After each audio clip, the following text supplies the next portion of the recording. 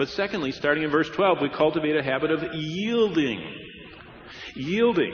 Verse 12. Therefore, do not let sin reign in your mortal body. Our second habit is translating the power of Christ's death by surrender to his will as we say no to our own will. Paul commands us, therefore, verse 12, do not let sin reign. He uses another present imperative. Do not let sin continue to reign as it did before you were saved. This present imperative is a negative, so it's better translated, stop letting sin reign. Sin reigning in our lives and bodies happens when we obey our lusts.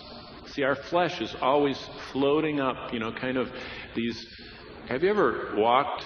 Well, it happens to me all the time. When I walk out of here, going to my car, I can smell all that Whataburger smell. Kind of that backyard grill. You can just see it, with flowers and green grass and smoke coming up from the barbecue. And immediately it makes you want to have one. Your and my flesh all the time is floating up these enticements for sin. And so before we were saved, in verse 6 of Romans 6, it says that we were obeying our lusts. But in verse 12 it says, don't do that anymore. Stop responding to that. The word lust or epithumia is our longings, and they can either be good or evil. You and I can long with a passion for good things. It's the same word. Epithumia is a strong desire. He says don't give in to wrong strong desires or strong desires for sin. But verse 13, Paul repeats the command of verse 12 in Romans 6. Look at it. He uses more specific terms. He says, do not present. Literally, do not continue to present or stop presenting your members to sin. You notice it's a choice. Every day, you and I have a choice when we smell the Whataburger smell to say, no, I'm going home. I'm going to go home. I don't care if I get hamburgers or not. I'm going home and eating what I have at home. It's saying no to whatever the momentary desire is. And we continue in verse 13. We go on to stop presenting our members to sin. Then in contrast to the wrong choices, Paul commands positively, present yourself to God. He doesn't just harp on the negative, stop presenting. He goes to the positive, the habit of yielding. There it is. Present yourself to God. Aorist imperative.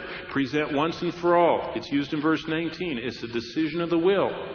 You notice we're involved. It isn't just we just walk around and hope everything happens will turn out okay. We're aggressively in warfare. That's why Paul says put on the armor, take your sword. You're going through life. Your adversary, the devil, is there. You have an internal kind of a traitor that's within, which is our flesh. We've got the enemy of the devil without, who is lurking around, and we live in this world that is constantly showering us with enticements. You can't be passive. You have to be aggressive and active. And Paul says in verse 13, he commands, present once and for all yourselves to God. And that's an act of the will. Before sin can have power over a believer, it has to pass through our will.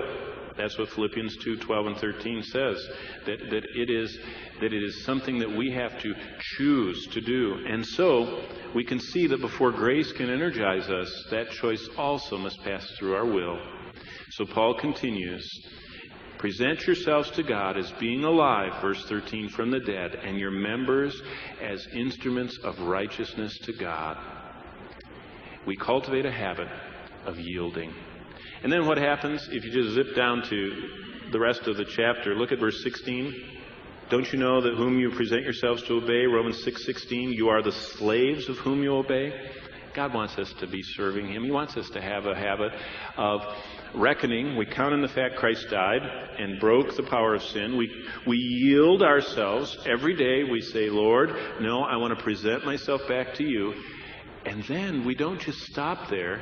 Verse 16, we become His slaves. Look at verse 18. Having been set free from sin, you became slaves of righteousness. Cultivate the habit of grace-energized serving.